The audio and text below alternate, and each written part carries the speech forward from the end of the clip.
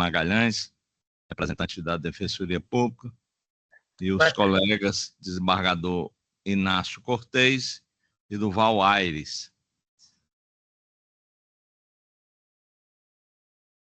Bom, declaro então aberta a sessão e em discussão a ata da sessão passada.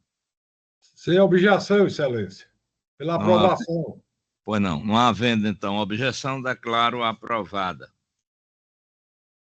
Aqui temos só 2 pedidos de preferência, né? Ambos da relatoria do desembargador Inácio. Vou chamar aqui o primeiro, é o número, o item 47 do PJE, em que trata-se de um agravo de instrumento, em que é agravante Márcia de Castro Maia e outros, e agravado município de Fortaleza e outros. O advogado Alisson Gomes de Queiroz vai fazer a sustentação oral. Hein? Quem é esse? Estou aí?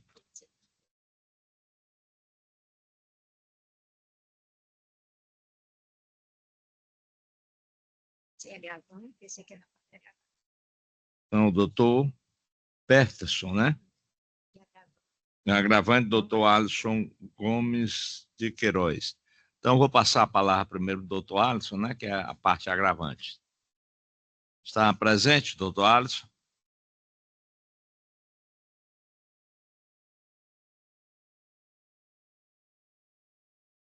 Bom, se o doutor Alisson não estiver presente, eu vou passar na frente, mas eu indago mais uma vez se está presente, se está na sala virtual. Oi, alô?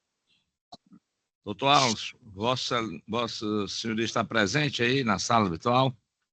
Não, na virtual eu estou, mas quem iria fazer é o doutor Paulo Sérgio Everdosa. Ele não está aí na sala? Ele, Paulo? Não está, não. Tá, então eu posso fazer virtual? Pode fazer virtual. Mas tem que ligar a máquina, a imagem, viu? Certo. Doutor Alisson, boa tarde, tudo bem? Doutor Peterson, pessoal.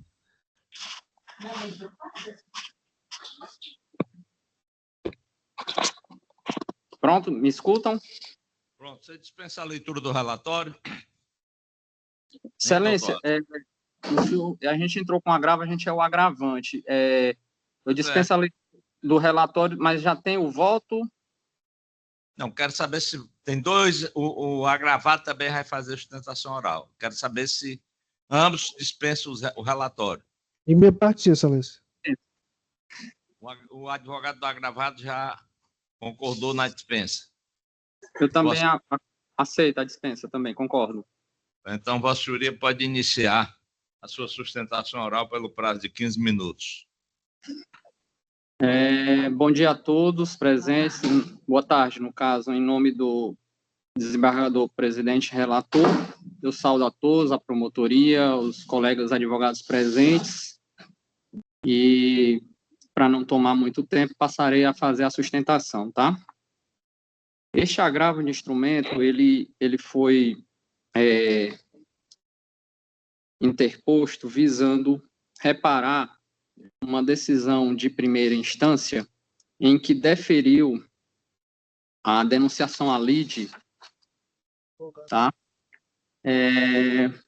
De 2 empresas, são as empresas Norpar e a construtora Colmeia, tá? Essa denunciação à lide, excelências, ela partiu de um movimento extemporâneo da principal demandada, né, que é o município de Fortaleza, querendo transferir a responsabilidade, porque nós ingressamos com ação de desapropriação indireta, querendo transferir a responsabilidade das indenizações devidas à agravante para essas empresas denominadas Norpar e construtora Colmeia. Então, excelências, o que a gente se manifesta aí, a primeira ponto do nosso agravo é a questão da extemporaneidade da denunciação à lide, uma preclusão consumativa, né? No caso em tela, o agravado, o município, ele deixou de contestar a ação, foi declarado rével, mas apresentou intempestivamente no processo, compareceu ao processo, né, de forma voluntária, e bem após ao prazo de contestação, apresentou uma manifestação com sucedâneo de contestação. E nesta manifestação, fez o pedido de denunciação à lide. Nós, de nossa parte, a gente fez a contestação imediatamente, né, nos opusemos a essa petição, né, e a gente falou e trouxe ao processo, inclusive, jurisprudência sobre isso, né. Eu trago aqui, por exemplo, a ementa, um agravo de instrumento, ação de indenização, pedido de denunciação à lide, preclusão, recurso desprovido, decisão mantida, onde a denunciação à lide deve ser suscitada em petição inicial pelo autor ou em contestação pelo réu, conforme preconiza o artigo 126 do CPC, estando sujeito aos prazos determinados no artigo 131 do CPC, sob pena de preclusão do direito. TJ de Minas Gerais, julgado em 2021. Temos também jurisprudência do TJ de São Paulo, agravo de instrumento 20.37.010.10.2024, 82.6.000, também no mesmo sentido, dizendo que a citação da denunciada, que deve ser requerida pela parte ré na contestação, ex-vido artigo 126 do CPC, decisão de 2024. Permitir que o rével, que já deu causa a um atraso processual, possa a qualquer tempo requerer a intervenção de terceiros, tumultuaria o andamento do feito, em claro prejuízo à celeridade e à razoável duração do processo, direito fundamental dos agravantes. A situação já vem sendo, inclusive, excelências, verificada, porque nesse interstício entre a manifestação da prefeitura denunciando a lide e a presente data de julgamento deste agravo, o processo está travado, que era a intenção da prefeitura, né, a demandada, porque não consegue se localizar e se citar as empresas denunciadas. Inclusive, uma foi citada, mas também não compareceu ao processo, também está rével. Então, o processo está travado, né, não segue, porque não está se conseguindo localizar uma das duas denunciadas, né, que era a intenção, que era procrastinar o presente feito.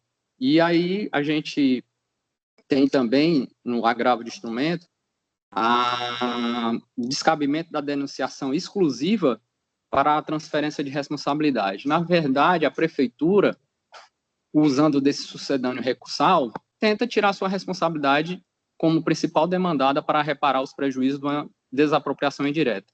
Se ela tem terceiros envolvidos ou ela quer responsabilizar esses terceiros, primeiro que ela cumpra com a sua obrigação, caso a gente consiga um provimento judicial para responsabilizar, e depois ela vá regressivamente atrás desses terceiros que ela suscitou participar da demanda, né? Inclusive, excelência, o Superior Tribunal de Justiça possui um entendimento consolidado de que a denunciação à lide não pode ser utilizada como instrumento para o denunciante sem eximir de sua responsabilidade. A gente anexou a jurisprudência, né, no agravo e nos memoriais, e essa decisão do STJ, na quarta turma, foi em 2022. Agravo interno, no agravo em recurso especial, monitora, denunciação da lide, honorários advocatícios, apreciação equitativa, reexame de provas. É inviável a denunciação à lide, com fundamento no artigo 125, se a parte denunciante objetiva se eximir da responsabilidade atribuindo a terceiro, precedentes, né? Essa decisão é de 2025, a gente anexou. Então, excelências, sobre esse enfoque é o nosso agravo de instrumento, ou seja, resumindo, a decisão que a gente agrava, ela existe a extemporaneidade da denunciação à lide, uma preclusão consumativa, e o segundo ponto é que a denunciante, ela faz essa denúncia visando apenas transferir a sua responsabilidade. Então, segundo os precedentes anexados, seja por um, seja por outro, é patente o pedido de reforma, né, e revogação dessa decisão interlocutória, né, que a gente agravou para ter essa denunciação à lide. Então, os pedidos, excelências, reiteramos os pleitos do recurso e requeremos o conhecimento e total provimento do presente agravo de instrumento, inclusive concedendo efeito suspensivo ativo, até que se ocorra o julgamento deste presente agravo ser trânsito em julgado.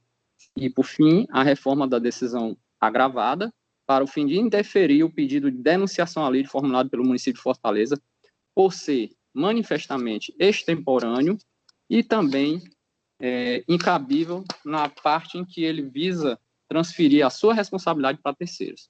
Agradeço a atenção de todos, pelo que eu requeiro. Boa tarde. Boa tarde. Após a sustentação oral do advogado da agravante, eu passo a palavra ao doutor Peterson Carlos de Oliveira Nascimento, advogado de Norpar, Nordeste Empreendimentos e Participações S.A. Vossa Senhoria tem um prazo de 15 minutos para fazer a sua sustentação oral. Obrigado, Excelência. Boa tarde. Boa tarde, desembargador presidente, aos demais desembargadores presentes, aos demais advogados aqui presentes, ao doutor Alisson, que está virtualmente, advogado da parte adversa, em que pesem as considerações feitas pela parte agravante, independente da sustentação oral realizada, nós entendemos que considerações devem ser feitas em relação ao que está sendo tratado no agravo de instrumento. Como vocês bem sabem, excelências, trata-se de um agravo de instrumento em virtude de uma denunciação à lide pleiteada pelo município de Fortaleza.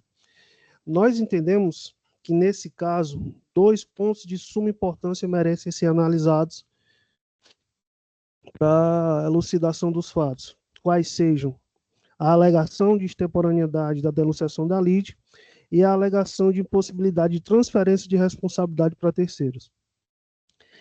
No que diz respeito à alegação de extemporaneidade, em que pese todas as alegações já feitas pela parte autora, a jurisprudência é pacífica no sentido de que a denunciação da lide é possível, sim, na fase em que foi apresentada, haja vista a existência de 2 circunstâncias, quais sejam o fato de ainda não haver sido iniciada a fase de instrução e quando o ingresso do denunciado é essencial para a controvérsia, permitindo ao juiz examinar o caso de forma completa e efetiva, que é o que está acontecendo no presente caso.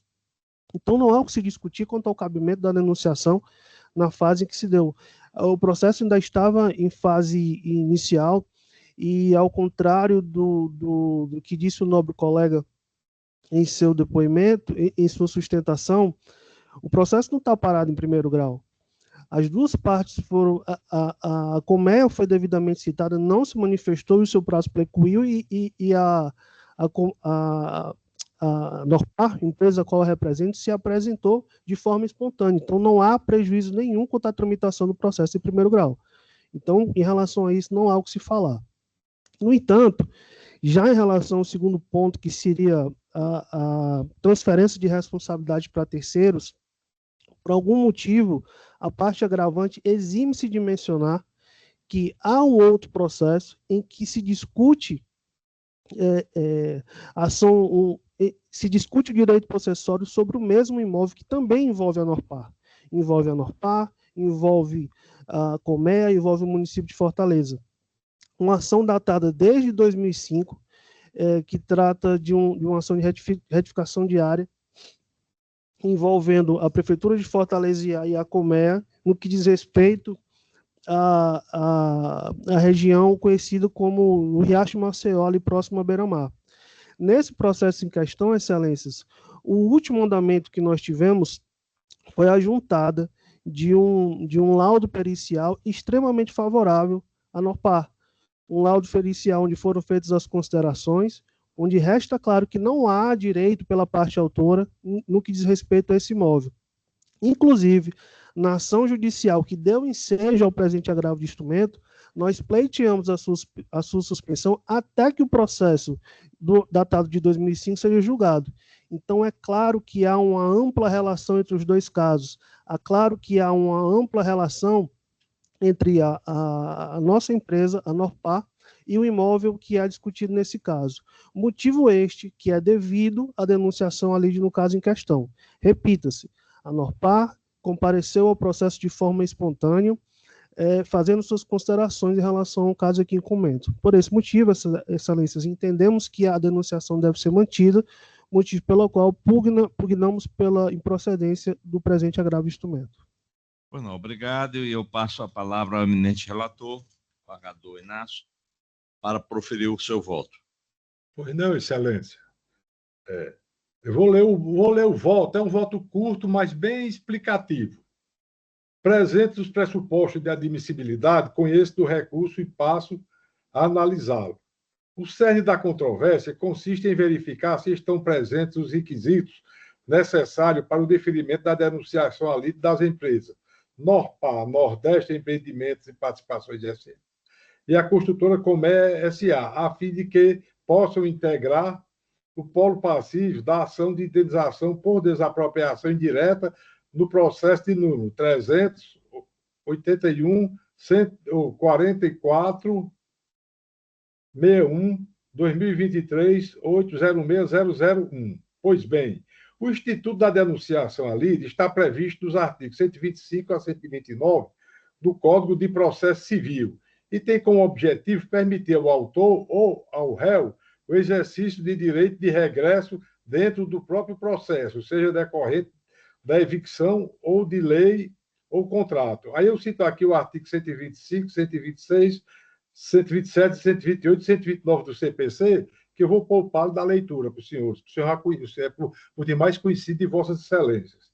Assim, conforme a leitura do dispositivo, tem-se que, em sendo denunciante réu, a denunciação será requerida no prazo para contestação. No entanto, de forma excepcional, admite-se a denunciação à lide fora do prazo de defesa quando, abro aspas, o denunciado contesta apenas a pretensão de mérito da demanda principal, fecho aspas, com base no princípio da primazia do julgamento de mérito e da instrumentalidade das formas. Aí aqui eu cito aqui um acórdão da palavra da ministra Nancy Andrighi, vou ler a parte negritada. O processo é instrumento para a realização do direito material, razão pela qual, se o denunciado reconhece sua condição de garantidor do eventual prejuízo, não há razão prática para que se exija que, em virtude de defeitos meramente formais na articulação da denunciação à lide, o denunciante seja obrigado a ajuizar a ação autônoma de regresso em desfavor do denunciado. Aqui é um recurso especial da lavra da ministra Fátima Nancy Andrighi, julgada em 6/6/17, da terceira turma, datada de 12/6/2017. Esse recurso leva por número, o 1637-108, Paraná, 2016/029-3993-4. É o que acontece na demanda em análise, em que a Norpar, em sua peça de defesa nos autos principais, contesta apenas o mérito da ação de indenização, defendendo seu direito quanto ao caso em comento. Ademais, escorreita o juízo singular ao pontuar que, em caso de procedência desta ação, existe possibilidade do direito de regresso, o que justifica a denunciação à lide por economia processual. Ressalto, inclusive, que a relação entre o município de Fortaleza e as empresas denunciadas resta em controvérsia, tendo em vista que se encontra sob o manto da coisa julgada, conforme se vê no processo judicial de número 01-25-601-25-2010-8-06001, que tramitou na 9ª Vara da Fazenda Pública da Comarca de Fortaleza, e no qual houve a homologação do termo de compromisso e ajustamento de conduta, firmado entre o ente municipal e as empresas denunciadas, envolvendo o imóvel em discussão. Ainda há, nos autos, informação acerca da existência de uma ação imobiliária de retificação diária, processo 0057-897-47-2025-806-001, referente ao mesmo imóvel, objeto da data de indenização e que tramita na primeira vara de registro público da comarca de Fortaleza.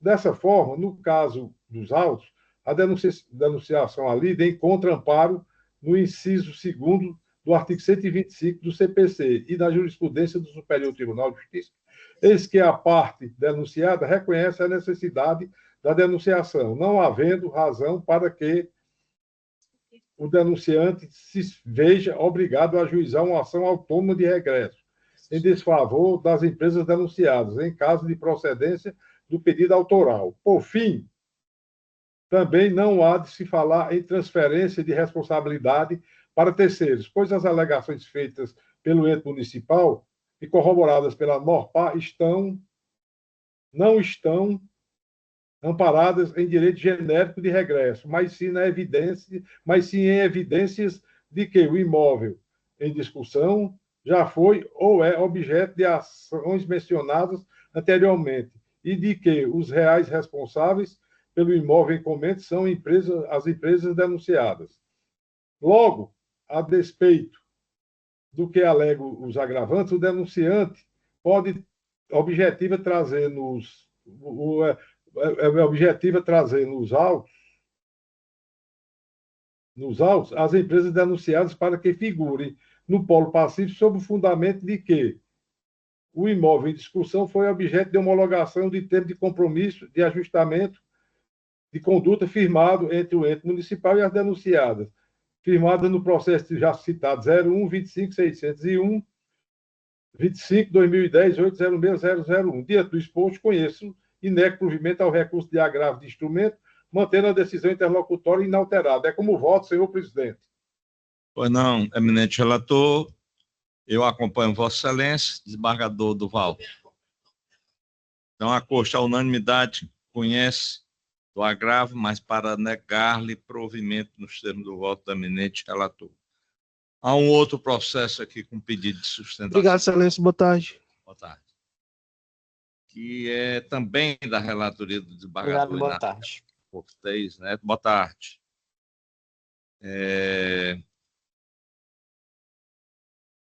É o processo 318-36-72, que são partes da Secretaria da Fazenda e outros, e APM Terminales Pecém Operações Portuárias Limitada. A doutora Flávia Maria da Silva Gondim pede para fazer a sustentação oral. Em nome dessa empresa é APM. Então, Vossa Senhoria, fica à vontade, dispensa a leitura do relatório. Sim, Excelência. Então, Vossa Senhoria pode iniciar aí a sua sustentação oral pelo prazo de 15 minutos. Obrigada. Tá bom, Su. Primeiramente, cumprimento formalmente os desembargadores, todos presentes. Eu vou ser bem breve. A situação é ligeiramente fácil, assim, de compreensão. Não se trata de um caso complexo, em que pese ter trazido grande complexidade à empresa à época, e eu narro, era final de ano, dia 29 de dezembro. A APM Terminals é uma empresa extremamente relevante no contexto econômico aqui no Ceará, é uma operadora portuária muito relevante no Porto do Pecém, e importou uns equipamentos que fariam a manutenção em outros equipamentos que importam no Porto do Pecém para fins de movimentação de contêineres e cargas. Essa carga, ao chegar, a empresa foi registrar ali a nota fiscal e se deparou com a baixa na inscrição estadual, com a situação que a empresa jamais teve notificação prévia. A Cefaz simplesmente procedeu com a baixa do CNPJ da empresa e ela não pôde registrar as notas fiscais. O Porto, como todos bem sabem, não para, em que pese era final de ano, as operações foram comprometidas com essa questão. Tentou-se administrativamente, junto à Cefaz, um pleito para que reativasse a inscrição estadual, o que não ocorreu, e não teve alternativa senão a empresa impetrar um mandado de segurança, que, felizmente, teve a decisão liminar no sentido de reativar a inscrição estadual da empresa, de forma que essas peças, mesmo que com mais de um mês da chegada ao aeroporto de Fortaleza, puderam ser nacionalizadas, devidamente emitidas as notas fiscais para cumprir a função do porto. Aqui o ponto principal, Excelência, da apelação do Estado de Ceará, eu destaco o princípio da dialeticidade. Não poderia deixar de dizer, porque de 20 e tantas páginas, somente 3 tratam realmente sobre o fato ocorrido, né? No mais, são alegações extremamente genéricas, que não dizem sequer respeito a esse acontecimento efetivamente.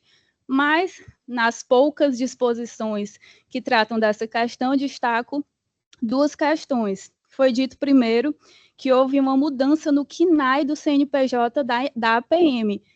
Excelências, a mudança foi para incluir uma atividade de transporte. Não houve mudança no sentido de que a empresa não se utilizaria mais da emissão de notas fiscais, em que pese isso ser uma função que é contida como outros, entre aspas, para fins de contribuinte que são habilitados, porque habitualmente não recolhem, não são contribuintes do ICMS, mas eventualmente, porque eventualmente vão adquirir peças, até mesmo enviar peças para o exterior para reparo. Então, a alegação, basicamente, da Fazenda é de que a mudança do CNAE foi uma mudança relevante que justificaria, então, a Cefaz proceder dessa forma e baixar a inscrição estadual.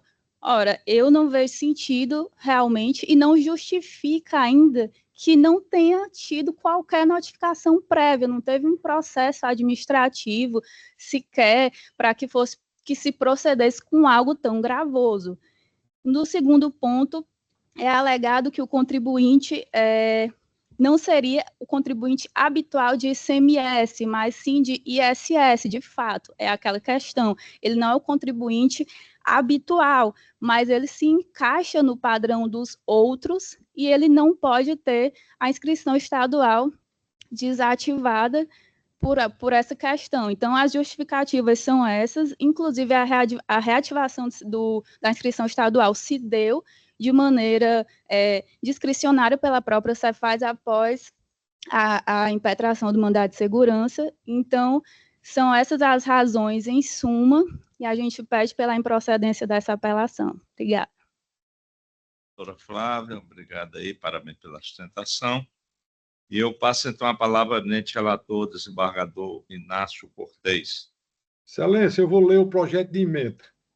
Mandado de segurança impetrado por APM Terminais PECEM, Operações Portuárias Limitada, contra ato do Estado do Ceará e do coordenador da Administração Tributária da Cefaz, Ceará, objetivando a reativação da inscrição estadual de número 66741971, inativada sem notificação prévia, impedindo a emissão de INF e relativas à importação de peças essenciais à atividade portuária. A empresa não contribuinte de ICMS, mas regularmente inscrita para fins de movimentação fiscal de bens próprios, alegou violação ao contraditório, à ampla defesa, a sentença concedeu a segurança e determinou a manutenção da inscrição ativa. O Estado interpôs a apelação e a matéria veio também em remessa necessária. Questão em discussão. Há 2 questões em discussões. A primeira é definir se a inativação da inscrição estadual da impetrante, sem prévia notificação e processo administrativo, configura ilegalidade por violar os princípios do contraditório da ampla defesa. 2, estabelecer se é legítima a manutenção da inscrição estadual de empresa não contribuinte de ICMS, mas que necessita emitir notas fiscais de bens próprios para fins operacionais. Passo a decidir. O contraditório e a ampla defesa são garantias constitucionais aplicáveis ao procedimento administrativo e tributário, sendo obrigatória a notificação prévia do contribuinte antes da inativação, de inscrição, conforme o artigo 5º da Constituição Federal e o 34 da Resolução CEFAS 720/2014. O parágrafo 2º do artigo 61 da mesma resolução determina a instauração de processo administrativo com ampla defesa antes do cancelamento da inscrição, o que não foi observado no caso. Precedentes do TJCE reconhecem que a ausência de procedimento administrativo prévio invalida o ato de inativação da inscrição, por configurar cerceamento de defesa e violação do devido processo legal. A existência de inscrição estadual para fins de emissão de nota fiscal e referentes à movimentação de bens próprios sem intuito comercial é legítima, compatível com a legislação tributária, mesmo para empresas não sujeitas ao ICMS. A posterior reativação da inscrição pelo próprio Estado, ainda que de forma discricionária, revela reconhecimento tácito da legitimidade do pedido da impetrante. O judiciário pode examinar a legalidade de atos administrativos que violam garantias fundamentais sem ofensa ao princípio da separação dos poderes. Remessa necessária conhecida e desprovida, recurso de apelação conhecido e desprovido. É como voto, senhor presidente, e demais pares. Pois não, eminente relator, eu acompanho Vossa Excelência, desembargador Duval. Com o eminente relator. Então, a Corte, a unanimidade, conheceu da remessa e do recurso, mas para negar-lhe provimento nos termos do voto do eminente relator. Obrigada, excelências. Bom trabalho. Trabalho para você também. Bom, como não há mais pedido de sustentação oral, nós vamos aqui para o processo extra-pauta. Só tem um processo extra-pauta, que é da minha relatoria, são os embargos de declaração 324.72/4.2025. O meu voto aqui foi no sentido de conhecer dos embargos e negar provimento. Desembargador Duval. Confirmo. Desembargador Inácio. Com o eminente relator, excelência. Pois não. Agora nós vamos aos processos do SAG. Eu tenho um processo do SAG somente, e eu indago se os colegas confirmam o voto provisório relançado. Sim. Pronto. Então, votado de acordo com o eminente relator. Na relatoria do desembargador Duval, no SAG, temos aí os processos de 2 a 5, e apenas o número 4 não será julgado, porque não houve prazo suficiente para a recorrência. Então, esse processo fica adiado. É o de número 027, 4697-26.2024. Os demais, eu acompanho o eminente relator, desembargador Inácio também. Também. Então, o julgamento nos termos do voto do eminente relator, que será lançado nos autos. Ainda tem na pauta do SAG o de número 6, da relatoria do desembargador Inácio. Eu acompanho, o desembargador confirma o voto já lançado. Então, fica o resultado do voto do desembargador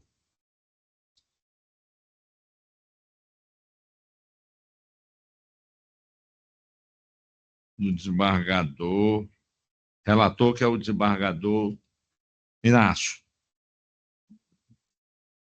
Bom, agora vamos para o sistema PJE. No sistema PJE, do número 1 ao número 21, é da nossa relatoria. Eu indago se todos confirmam os votos já lançados. Confirmo, senhor. Na plataforma. Confirmo. Então, como todos confirmam, eu dou por julgado os processos dos itens 21 a 21. Em seguida, vem os processos do desembargador Duval, do item 22 a 31. Eu confirmo o meu voto provisório, acompanhando o eminente relator, o desembargador Inácio. Também, excelência. Então, julgados, nos termos do voto do eminente relator, os processos de número 22 ao 31. E, em seguida, aqui, os processos da relatoria do desembargador Inácio de Alencar Cortes Neto, de 32 ao 60, sendo que aqui foram 2 julgados já, né? O 48 e o 47. Então, nos demais, todos estão de acordo, desembargador? De acordo, senhor presidente. Eu também, então, a Corte, a unanimidade, acompanhou o eminente relator. Não há mais processos em pauta, e então eu indago se algum dos senhores e as senhoras representantes da Defensoria e do Ministério Público tem alguma informação a fazer, algum registro. Não havendo nenhuma... Pois não? Não, só para dizer que esse mês de agosto eu estarei aqui representando a Defensoria Pública. Pois não, doutora Rosane, será um prazer, seja bem-vinda aqui na nossa Câmara. Obrigada. Obrigada. Bom, então nada mais havendo a tratar, declaro encerrada a sessão.